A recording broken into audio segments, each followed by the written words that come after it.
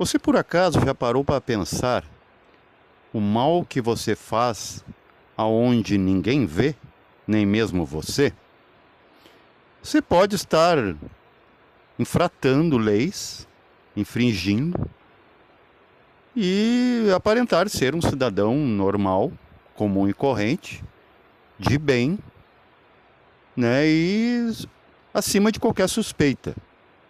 Mas se você visse a si mesmo, a humanidade se visse, cada um se visse, fugiriam de si mesmo. E eu vou explicar por quê. Porque as aparências enganam. Você que está aí correndo para chegar em lugar nenhum, dentro dessa corrida social, você de repente vai ter um colapso ao ouvir o que eu vou falar. E o que a gente mais faz é correr. E vou falar diretamente para lugar nenhum, porque tudo que você busca, adquire, acumula, perderá, inclusive a sua vida. Então vamos lá. Temos dois títulos: crimes psíquicos que todos cometem, mas ninguém vê. Delitos que não estão no Código Penal. Agora, como subtítulo, se não caber no título, colocamos Holocausto Espiritual, que sim, ceifa vidas, porque evolução é vida. E um termo que eu achei muito interessante, que eu extraí de um filme antigo, que é O Diabo Está nos Detalhes. Primeiro temos que entender o que é mente, gente. Mente não é outra coisa fora ponte. Na verdade, psicoponte, para ficar mais correto. Por que ponte? Se nós conhecêssemos a nossa Constituição, oculta, porém verdadeira, que mapeia o que somos aqui fora, você entenderia que existe um corpo energético. Dentro desse corpo energético, gente, isso é uma prova técnica, não é uma teoria. Vemos clarividentemente canais, canalículos que permeiam todo esse corpo energético e se materializam no corpo físico como nervos, veias, ok? Até os poros, gente. Temos a réplica primeiramente no corpo energético. Tudo.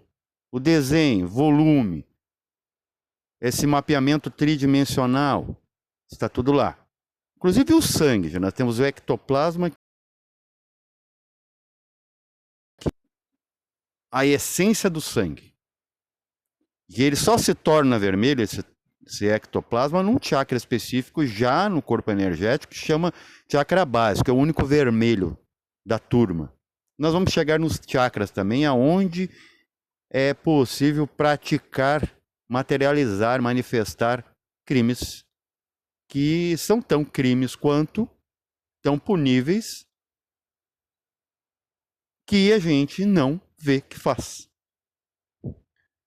Talvez sentimos, mas ver jamais. Então a mente, sendo uma psicoponte, eu vou trazer exemplos atuais, aqui de fora, do mundo externo. Aqui no sul tivemos um grande desastre. As pontes que não foram levadas com alagamento estavam obstruídas com entulhos.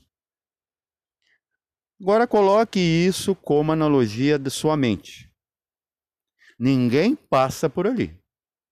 E há uma ponte, ou psicoponte, cósmica, de todos, do holos, coletiva, da humanidade, que é a mente rasa, mente racional. Se começar, veja, é tudo um desencadear, é um dominó. Nós destruímos a natureza, abusamos dela, ok? Nós extraímos dela o essencial que ela precisa para se manter, a exploramos, depois ela se revolta. Ou seja, não é bem uma revolta pessoal como num aspecto humano, de encarar, né, nesse conceito humano de revolta, mas sim uma reação. Ela reage as águas sobem, o calor queima, os ventos derrubam, a terra treme. E a gente quer reclamar depois. Mas há um resíduo disso, que é o quê? A obstrução dos nossos caminhos para que a gente possa fluir pelo mundo. Estamos sendo trancados já num mundo prisão que nós mesmos tornamos assim, né? Que não deixa a consciência entrar aqui. Mesmo acontece na mente humana. Ela tem uma dimensão para isso. Veja, quando chega um produto na sua casa, digamos que um produto é um pensamento concreto, materializado. Ele veio de um lugar, de uma startup, que seja. Vem de uma filial ou vem de uma central, onde se manufatura esse produto. E ainda tem um transporte para isso. O transporte é a mente.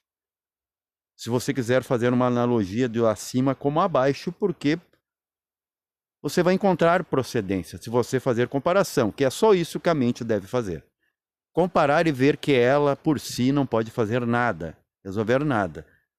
Porque, como dizia o grande mestre Trimegistus no Egito há 3.000 anos atrás, tudo é mental a partir do mental. Ele só não explicou isso porque isso aí, a pessoa que autodesperta, ela já saca isso. Não precisa falar. Ele não falava para leigos, como a grande e massiva humanidade pensante, que só pensa, né? Pesa e mede, mas não desperta. Temos na cultura japonesa um daimon dentro do folclore deles. O que é um daimon? Daimonium. Demônio no nosso português curricular, que é dei, do latim Deus, mona, ou seja, isolado. São deuses que não são reconhecidos, mas são deuses da humanidade, porque eles são ego. O que você mais idolatra hoje a não ser o bem-estar? E tem pessoas que trabalham, cobram caro para isso, para deixar esse ego cada vez mais confortável. Mas tudo bem, nós vamos entender ao longo do processo que são os meus vídeos. Vai dando encaixes aí na sua mente, que é ponte. Se não tiver obstruída, vai passar a mensagem. O carteiro vai passar e vai chegar num lugarejo, que é você.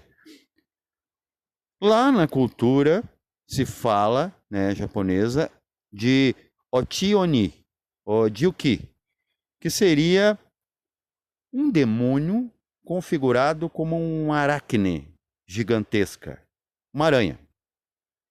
Por que tem essa cultura lá de acreditar nisso? Porque alguém já viu. Alguém teve sensibilidade para enxergar esse umbral da humanidade. Qual humanidade? Essa que corre. Vejam, pela lógica, já usando essa mente mesmo, o que a aranha faz? O que os aracnídeos fazem? Tem uns que andam para trás, como o caranguejo. Temos a lagosta, muitos não vão classificar como aracnes. E temos a aranha. Ela cria teias, mas ela não consegue, ela sobe, desce, ela não consegue sair das suas próprias teias. E ainda envolve os outros. Envolve outros seres que ela captura para si, para devorar ali. Então você pode se nosar, né, nessas teias. Então, Oshi-Oni, Oki-Juki, né, Juki, é uma representação mental da corrida social. E há outros médiums, já me aconteceu comigo, de entrar em contato com esse ente, mas deixo claro, é num lugar que é para poucos, tem que ser corajoso entrar no umbral, ou seja, no astral inferior. Não quer dizer que todo o astral, não vamos criminalizar de novo o astral, dizer que ele é todo mal. Senão o planeta Terra tridimensional também seria todo mal. Temos a rocinha, temos as zonas de guerra, as zonas pandêmicas, as zonas em que teve desencadeamento nuclear que ninguém mais pode viver lá. Tem cidades fantasmas, aqui no sul mesmo, tem cidades que desapareceram do mapa. Quer dizer que a gente não pode passar por aqui, estar aqui? Claro que podemos, né? O interno é uma coisa, o externo é outra. Você pode estar muito bem no meio da guerra. Mas temos indícios, tipo Saulo Calderon, que é um projecionista, eu sou um projecionista, Wagner Borges, pessoas que relatam a mesma coisa.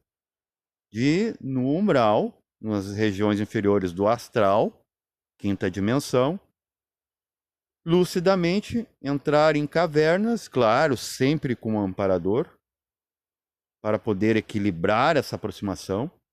Nunca pode se aproximar demais, daí que eu vou dizer como a gente influencia os outros e destrói a evolução de todos. Aranhas enormes, né, formas mentais enormes que vivem nas catacumbas ou cavernas do baixo astral. E estimulam, né, as pessoas a correr e manter mais produção de teias, prendendo as pessoas no consumismo.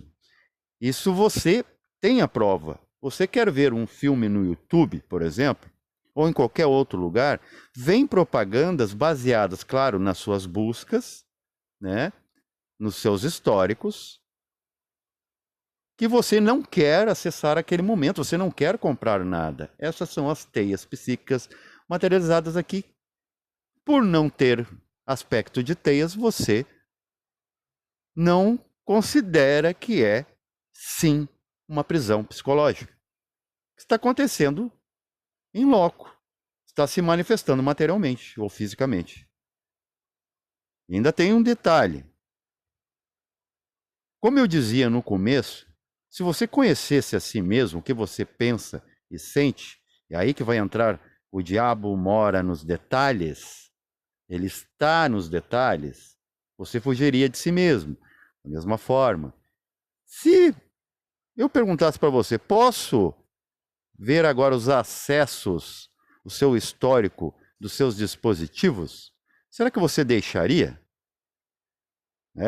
Você sabe o que você pensa e sente, também você sabe o que você faz. Você sabia que tudo vira boestar, né? No final. Então não adianta ficar, né, querendo ser o bambambam aqui, querer fazer tudo muito certo, que no final tudo vira escória. E tem uma coisa muito interessante, todo mundo que vai no banheiro, você vai concordar com isso, você faz isso, você faz. Olha para trás para ver a encrenca que fez, a sua obra de arte.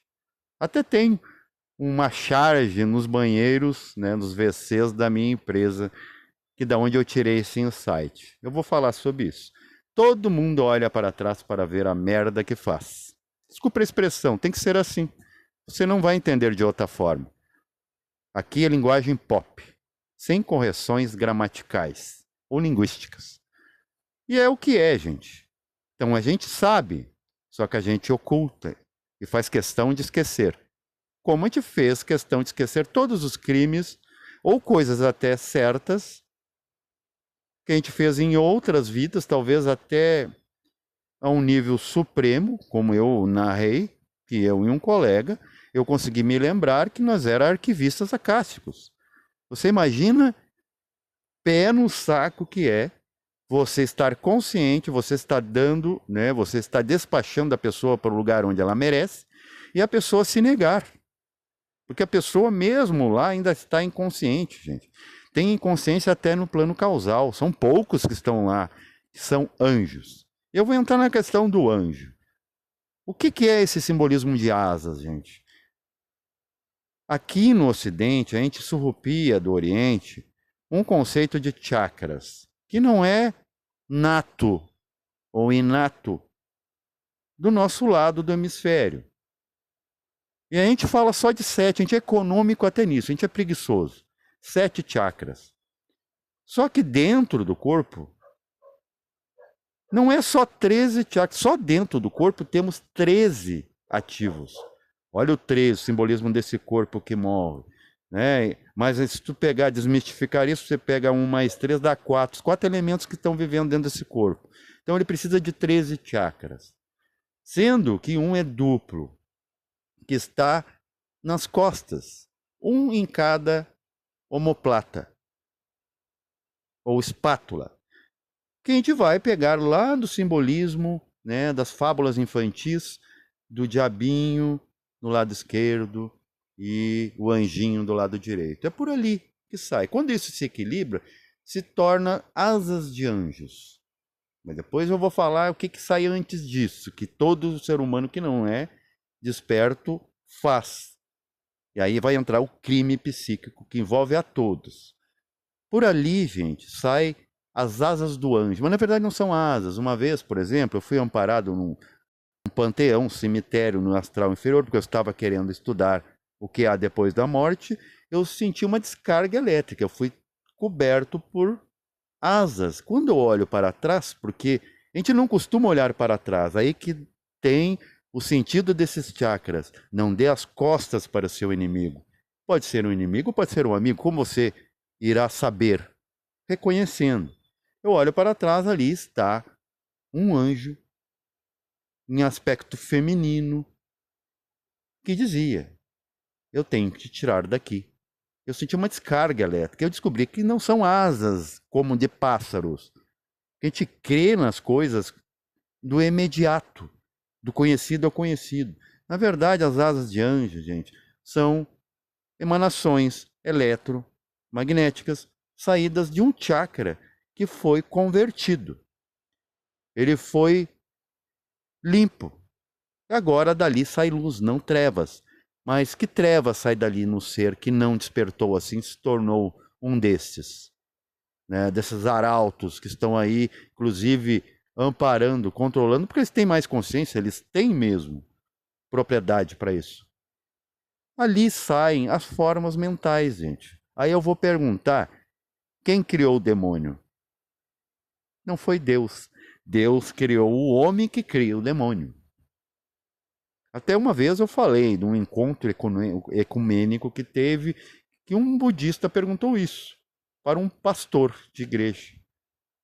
E o pastor ficou atônito quando ele se obrigou a responder que quem criou tudo, inclusive o mal, foi Deus.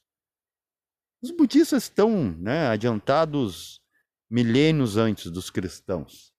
E os cristãos, né, não sabem disso aqui tudo que eu estou falando. Mas eles acreditam num fogo do inferno. Eles acreditam no fogo que termina com tudo isso, mas não acreditam, eles não têm conhecimento daquilo que é queimado, que eles mesmos produzem e colocam lá.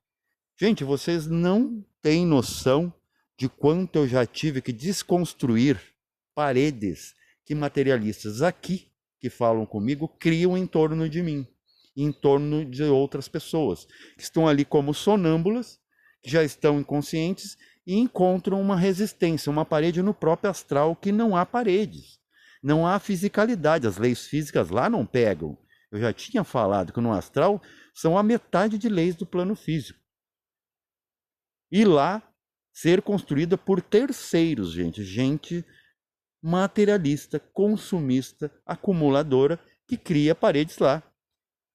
De conversar com alguém, de falar para alguém, tentar colocar na mente de alguém que as coisas devem ser bem faladas e devem ser concretas, devem ser materializadas. Se não há materialidade, se não há solidez, não é concreto. Isso é a ciência. Mas o leigo também, o materialista, o pobre materialista, o pobre, não estou falando de condições financeiras, de classe social, esses pobres miseráveis, que vêm com argumentos como assim, gente, que eu ouvi de uma moça uma vez, que a matéria ilumina o espírito. O que é isso, gente? Nós estamos invertendo as bolas e agora está virando conhecimento isso? Por favor, se essa pessoa visse o que ela produz com isso, essas aranhas sociais, esse monte de perna para caminhar para lá e para cá, correndo, ativo, academia, é isso que essas pessoas estão fazendo. Depois elas não né, elas lavam as mãos com o inferno que elas vão ter que resgatar. Só que elas estão, vejam, eu não sou um corredor social. Por que eu vejo essas aranhas? Porque está influenciando a mim também, está me atrapalhando. Porque somos uma unidade. O que você faz para um, ou para si mesmo, você está fazendo para toda a unidade. Porque não há separação. A humanidade é tuca dela mesma. O tucuísmo ele tem nos pensamentos, nas emoções, ele está aqui. As réplicas de tudo conforme o seu estereótipo, seu arquétipo. Correr demais, você precisa de muitas pernas. Está aí a aranha. Olha o que você produz. Depois você quer dizer que é uma besteira os seus pesadelos. Os seus pesadelos é a sua realidade, a sua segunda vida. É a vida que você plantou, que estará lá lhe esperando após a morte. Então percebam tudo isso. Vá atrás. E sempre você vai ter que passar. Você vai querer desistir, você vai ter que começar por baixo e ver essas coisas. Aqui está uma representação que há muitos milênios o japonês já conhecia. Temos também na cultura judaica, olha que bonitinho o que você produz. E o que é o umbral da humanidade, gente? O umbral da humanidade é um ser síntese. É o erro de cada um. Junta todos os entulhos, virão lixão, não é mesmo? A gente está vendo isso muito aqui. Né? O que é o entulho de todo mundo obstruindo ruas? Os seus acúmulos. E muitas coisas não eram necessárias. Se tivesse pouca coisa, não teria perdido tanto. Temos na cultura judaica, gente, para vocês verem que é uma procedência, isso é holístico, isso é coletivo. Temos o símbolo do Baal. Baal é um rei, um anfíbio e um felino. Um gato, um sapo e um rei. Vejam, para que coisa mais óbvia. Mais o múltiplo de pernas, correndo para lá e para cá no inferno. O homem que se acha Deus, rei. O sapo que se oculta, né, é bipolar, para lá e para cá, entre água e terra. Ele não sabe o que quer, não sabe o que ele é. E o gato, gente, aquele que vive no escuro da noite, no oculto, em cima do muro, miando para a lua. Percebo que isso tudo tem a ver, esse simbolismo, essas culturas folclóricas, que parecem utópicas, parecem medocráticas. Na verdade, é o nosso medo que é medocrático, que faz temer essas coisas para a gente não admitir as nossas culpas. Eu tenho casos para contar, gente. Eu conheço uma família em que a matriarca, ela explorava os seus próprios filhos, marido. Ela já era aposentada e ela, do sustento dela, ela não tirava nada. Continuava explorando aquele homem e mandando todo mundo fazer as suas vontades. Não pegava mau tempo, nunca acordou cedo, nunca ralou. Todo mundo era manda-leite daquela pessoa. Aquela pessoa evitava isso, né, com muito medo, né, de adoecer, de cansar, de envelhecer. O que acontece, gente? Essa pessoa começa a adoecer mesmo em casa, no conforto do lar. Alguém tenta constelar as pessoas envolvidas que vão lá se queixar dessa matriarca. Vai o patriarca, vai os filhos. E o constelador diz assim, você tem que se reconciliar com essa pessoa. O que acontece, gente? Eles vão lá, se reconciliam, por isso que eu não aprovo essas técnicas, essas pseudociências. E aquela pessoa, gente, acaba ficando mais convicta de que ela está certa, explorando os outros. E era a causa, inclusive, da miséria dos filhos e do marido. Então ela estava prejudicando os outros e ainda agora desencarna. Veja, ela vai desencarnar com a consciência ou inconsciência de que ela está correta. Só que o karma ainda pega ela. Agora ela é explorada a fazer serviços domésticos até densa idade. Ela vai envelhecer lavando louças. Porque tudo tem uma volta. E o que essas pessoas fazem? Estão criando o quê? Estão criando, ao custo da exploração dos outros, fluência para elas. Mas por não perceberem, não despertarem, jamais a ficha não cair, estão criando paredes para elas mesmas. E nas cavernas do subconsciente, onde não se vê, o bicho vai pegar. Mais cedo ou mais tarde, só esperar. Paz reverencial a todos.